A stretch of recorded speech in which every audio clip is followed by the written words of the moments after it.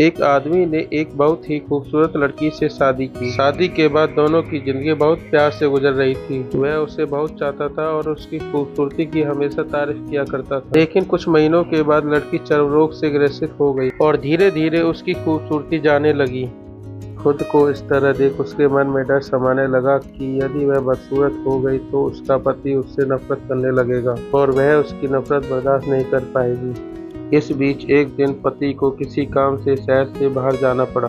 काम खत्म कर जब वह घर वापस लौट रहा था उसका एक्सीडेंट हो गया। एक्सीडेंट में उसने अपनी दोनों आंखें खो दी।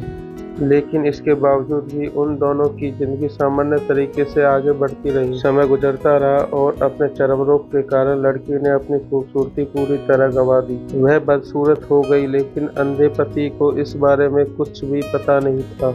इसलिए इसका उनके खुशहाल वैवाहिक जीवन पर कोई प्रभाव नहीं पड़ा। वह उसे उसी तरह प्यार करता रहा।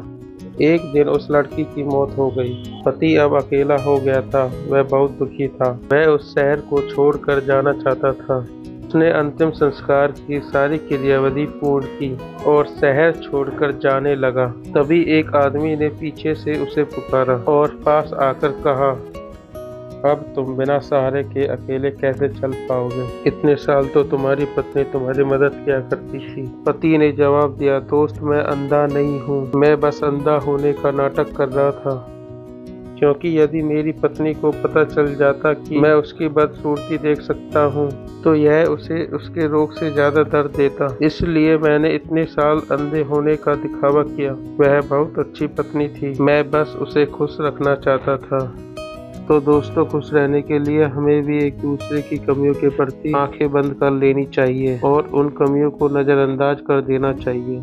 तो दोस्तों, आपको ये कहानी कैसी लगी कमेंट करके जरूर बताएं और नई कहानियों के लिए हमारे चैनल को जरूर सब्सक्राइब करें।